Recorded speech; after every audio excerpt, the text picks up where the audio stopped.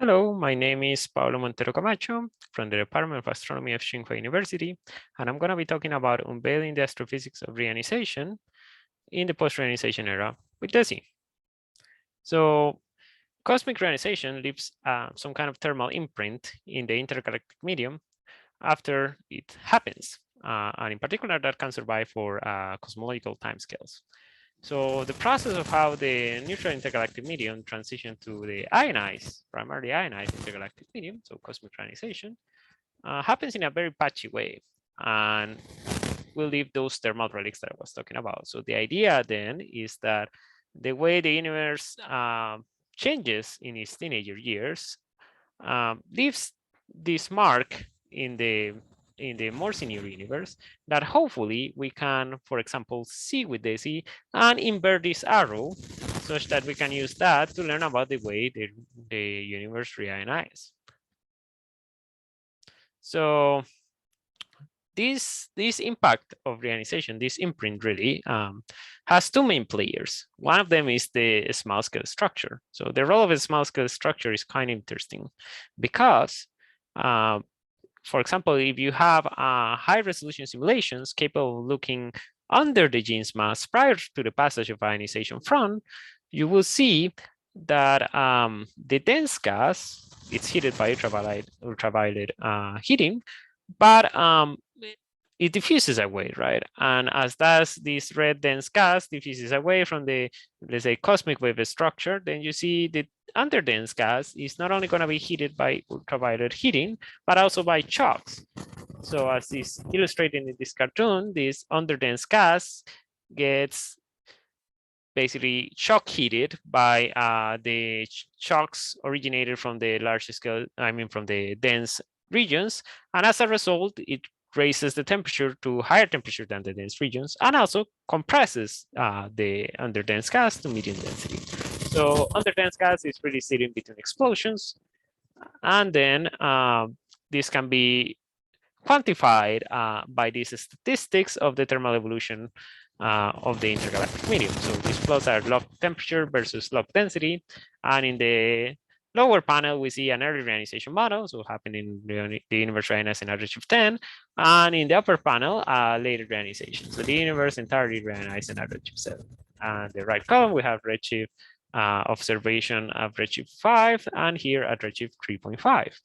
So we see that if the universe reionizes, for example, at redshift 10, we see something that is more closely resemble a power law, but there is some thermal deviations from, they say, the straight line that will be a power law. So the more blue it is, the more gas is sitting in these areas, right? But as we evolve time, we see the deviations get smaller and smaller. But if the universe reionizes, let's say at redshift 7, then we see a significant deviation from any kind of power law, which is usually what Lyman-alpha cosmologies use to parameterize the thermal evolution in the intergalactic medium.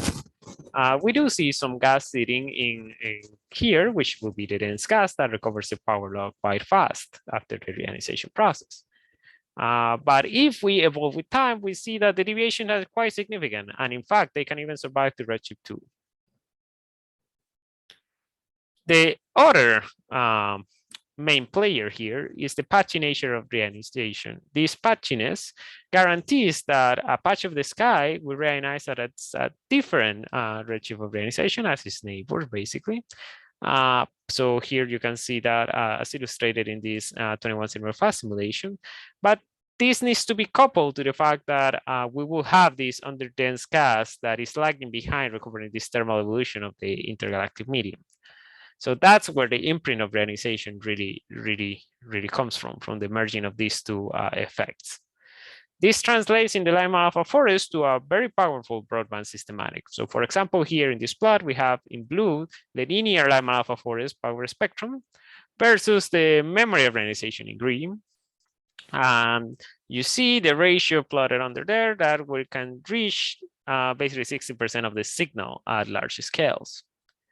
So this is particularly hard for Lyman-alpha cosmologies because then that means that we cannot ignore this signal since it's so strong.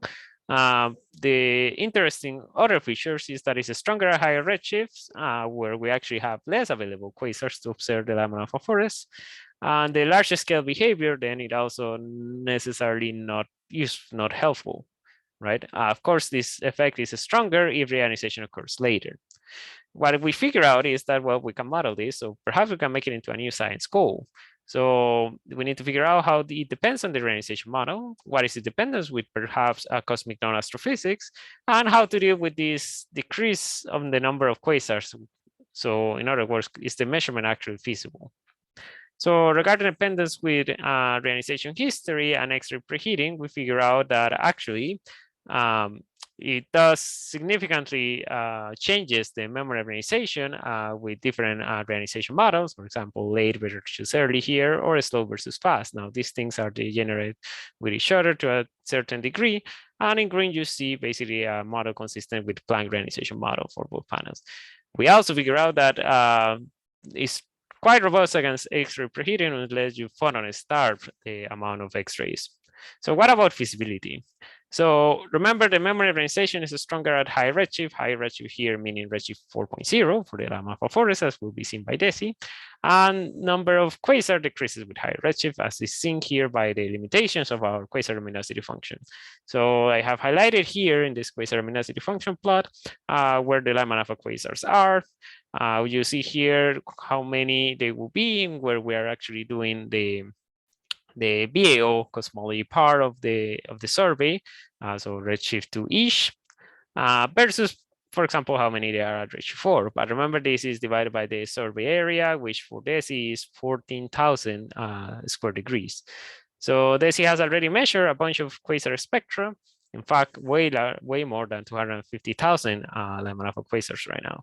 So we need to be able to simultaneously constrain cosmology and epoch of reionization astrophysics under these constraints. So we use DESI specs, and in particular target the Lyman-alpha forest at redshift 2 to 4 using the three-dimensional Lyman-alpha forest spectrum, as will be seen by DESI, and did a feature forecast where we simultaneously extracted cosmology, so the amplitude of the linear matter power spectrum, and its tilt, and at the same time, the ionization efficiency and the threshold mass, and obviously also some Lyman-alpha astrophysics. So we see, interestingly, that our results are comparable, obviously worse, but comparable to what the HERA can do. And HERA is directly targeting the epoch of reionization redshifts, while we are basically looking at the imprint from data. In particular, for the ionization efficiency, we see error bar that is 1.5 times bigger for DESI. So here I'm showing you basically how DESI will be able to constrain the timeline of reionization. In blue, you have the 3D Lyman-alpha forest power spectrum ability, and in pink, the 1D. So the 1D-dimensional Lyman-alpha power spectrum has already been measured to even high resolution data, but we need to be able to overcome some challenges to actually transform this into a proper measurement. But I don't have the time to talk about that. So if you will want to know more, just write to me in the Slack or by email. Anyways, let's change gears a little bit, and there is something that is quite exciting to me, which is the reionization. This memory reionization affects also denser regions. And this leads to a memory reionization in 21 centimeter blind intensive mapping in the post-reionization era. So CG talk that is entirely about that. So once we have done that, we can unlock the cross correlation with the Lyman-alpha forest. So basically figure out what is the reionization effect on dense regions versus under dense regions. And this is great because, well, 21 centimeter is hard because the signal is varied by foregrounds. But Lyman-alpha forest is hard at the redshifts that are good for looking at reionization because the sparse sampling of quasars at high redshifts. Now, these systematics are completely uncorrelated. But that, of course, means that we should be excited about using this cross-correlation. So here in the right, I put a plot of basically how the memory reionization looks in the Lyman-alpha forest in green versus mini halos. So H1, 21 centimeter here in purple. And you see basically 20% of the signal increase for Lyman-alpha forest and roughly 5% for 21 centimeter. But in 21 centimeter part, we haven't finished the pipeline, so it's underestimated significantly. So what I want to say then is that we will be indeed able to, let's say, look at the more senior universe and invert the arrow by looking, for example, with DESI. and figure out then more about how the universe reionizes. And that's it. Without further ado, I want to thank you for your attention. If you have any question, feel free to email me or just write me in the Slack. Thanks again and goodbye.